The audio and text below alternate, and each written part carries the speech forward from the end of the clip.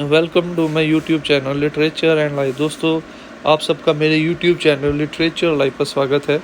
आज इस वीडियो में मैं आपके लिए लेके आया हूँ ए.जे. क्रॉनिन के द्वारा लिखी गई short story the best investment I ever made के एग्जामिनेशन पॉइंट ऑफ व्यू से बहुत ही ज़्यादा इंपॉर्टेंट क्वेश्चन। इससे पहले कि हम लोग अपने क्वेश्चन को डिस्कस करें, let us have a brief look at the author.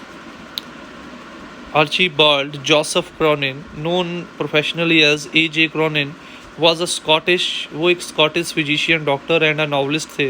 His best known novel the Citadel tell Scottish doctor in Wales mining village, उनका सबसे जो फेमस नावल था सिटाडल 1937 में लिखा गया, वो स्कॉटिश डॉक्टर का एक वेल्श माइनिंग इंडस्ट्री के में बताता है, who then shoots up the medical ladder in the London. Cronin knew both venues as a medical inspector of mines and as a doctor in Harley Street. The book promoted some controversial medical ethics that helped to inspire the National Health Service. Another popular mining novel of his set in the northeast of England is The Stars Look Down. और उनकी एक और जो famous किताब है वो है the stars look down. ये भी माइनिंग के बिजनेस के ऊपर ही था। Both have been filmed as Hatter's Castle the Keys of Kingdom, और दोनों के ऊपर मूवीज़ बनाई गई थी। और उनकी दूसरी जो इम्पोर्टेंट किताब है वो है the Keys of kingdom the green years. His 1935 novel country doctor instigated long running BBC radio and TV series. उनकी 1935 नावल कंट्री डॉक्टर के BBC और रेडियो के द्वारा सीरीज़ के लिए भी, TV सीरीज़ और रेडियो सीरीज़ के लिए भी अडॉप्ट किया गया था। तो इस तरीके से हम लोग देख सकते हैं कि बेसिकली उनका जो राइटिंग करियर था उनके मेडिकल करियर से बहुत ज़्यादा मोटिवेटेड था, लिंक्ड था, इंस्पायर्ड था। तो ये थी ब्रीफ सी इंट्रोडक्शन हमारी राइटर के बारे में। Now let's move on to our main topic, that is A.J. Cronin's the best investment I ever made. Question is, what are normal investment? How is author's investment different? वो कह रहा है कि normal investment क्या है। Normal निवेश हम उस इन्वेस्टमेंट को कहते हैं जब हम लोग किसी जगह के ऊपर, चाहे वो शेयर मार्केट हो, चाहे वो स्टॉक मार्केट हो, चाहे वो किसी जगह के ऊपर हो, हम लोग अपना पैसा लगाएं इस मकसद के साथ, इस मंतव्य के साथ कि वो पैसा हम लोगों को दुगना होके वापस आएगा, या वो पैसा हमें प्रॉफिट देगा, या मटेरियल गेन प्रोवाइड करेगा। तो ये होता है नॉर्मल प्रॉफिट होते हैं, ये बिजनेस में होते हैं जब हम लोग इस एक्सपेक्टेशन के साथ पैसा इन्वेस्ट करते हैं कि हम लोगों को मॉनेटरी या मटेरियल प्रॉफिट उस एवज में हो। और राइटर की इन्वेस्टमेंट डिफरेंट क्यों है? क्योंकि राइटर ने जो 7 पाउंड्स और 10 शिलिंग्स की इन्वेस्टमेंट की, उसके एवज में राइटर को कोई पैसा रिटर्न में नहीं मिला, बट फिर भी वो उसको अपना बेस्ट निवेश मानता है।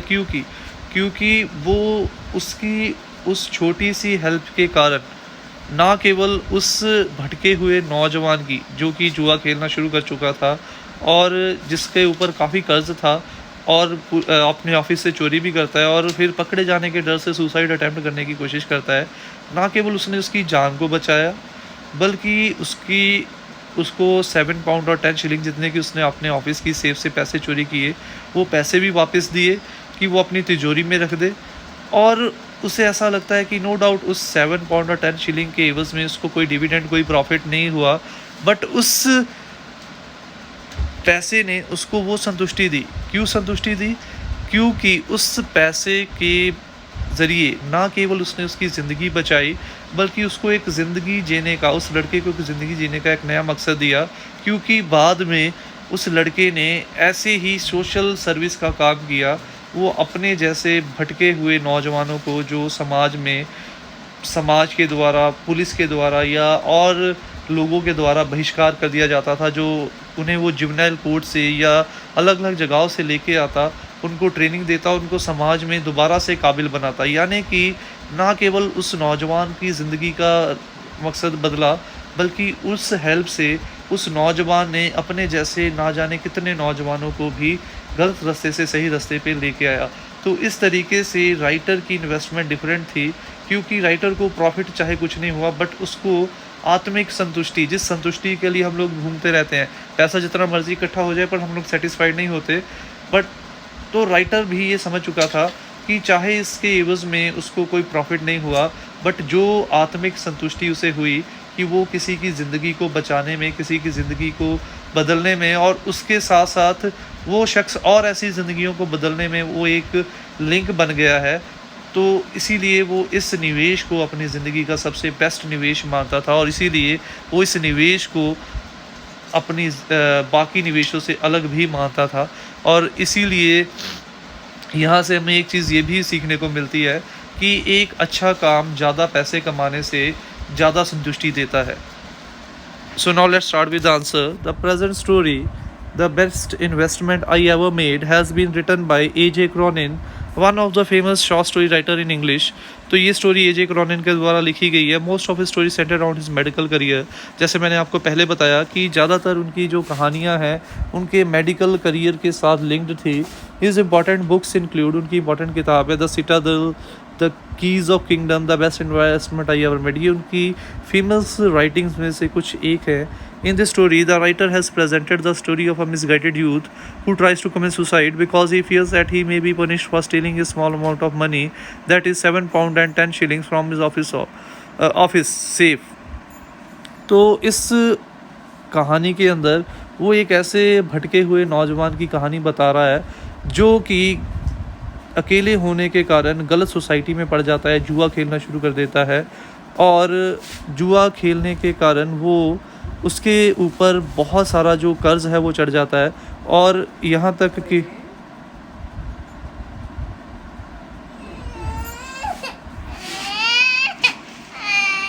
यहाँ तक कि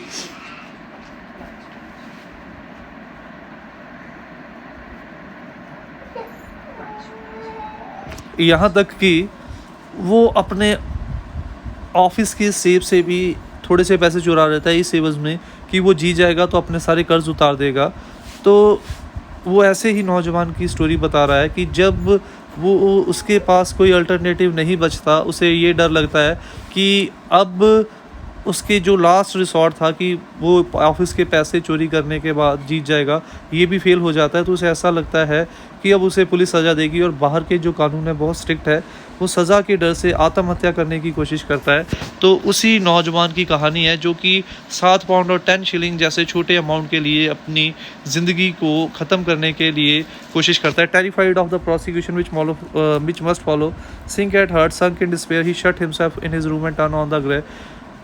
सज़ा के डर से उसका दिल बैठ गया, निराशा में वो डूब गया, अपने आप को कमरे में बंद करके उसने गैस को ऑन कर दिया कि वो अपने आप को गैस की स्मेल के साथ ख़त्म कर देगा।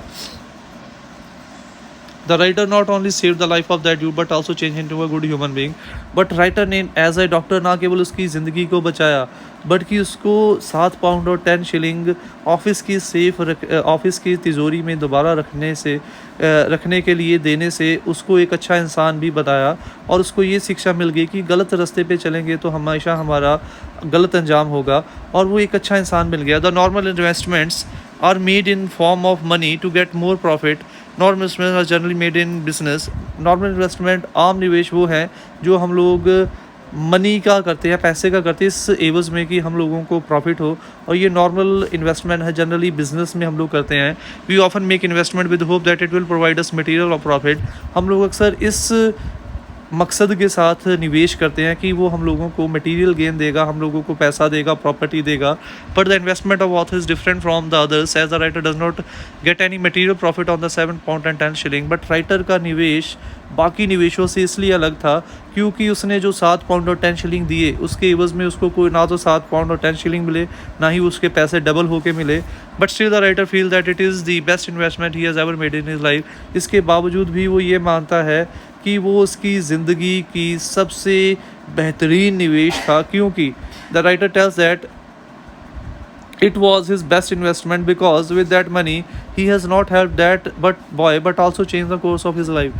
वो कह रहा है कि क्योंकि उस निवेश के ज़रिए ना केवल उसने उस लड़के की ज़िंदगी को बदला, बल्कि उस लड़के को भी एक ज़िंदगी जीने का मकसद दिया कि वो भी इसी तरीके से अपने जैसे भटके नौजवान जो इसी तरीके से गलत सोसाइटी में पढ़ते हैं और फिर सुसाइड जैसे स्टेप को कमिट करते हैं, वो ऐसे नौजवानों को, अपने जैसे भटके हुए नौजवानों को ज़िंदगी के सही रास्ते के ऊपर लेके आए।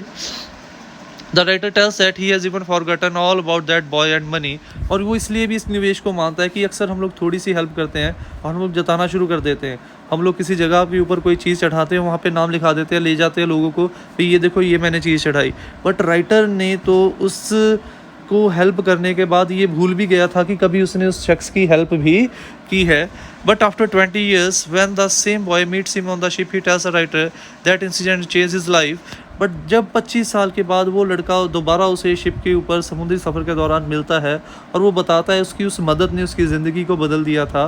Now he is working as a social worker and is helping many other misguided youth to become worthy member of the society. और वो बताया कि वो अब एक समाज सेवी के तौर पे काम कर रहा है और अपने जैसे भटके हुए नौजवानों को समाज के अच्छे मेंबर बनाने में वो कोशिश कर रहा है और अपने जैसे भटके नौजवानों को सही रास्ते पे लेके आने की कोशिश कर रहा है। तो राइटर को ऐसा महसूस हुआ कि वाकई में उसने उस दिन जो निवेश किया था वो व्यर्थ नहीं गया। उस निवेश ने उसको जो आत्मिक शांति दी वो उसको लाखों करोड़ों रुपए कमा के भी शायद नहीं होती। So in the end, to conclude, we can say that investment of the writer is different from other because it gave him a lot of satisfaction, even though he does not give him any material profit। इसीलिए writer का जो निवेश था बाकी निवेशों से अलग था, क्योंकि चाहे उस निवेश ने उसको मटेरियल प्रॉफिट नहीं दिया, बट उसको जो आत्मिक शांति मिली वो उसको कभी भी किसी पैसे को कमाने से नहीं मिली थी।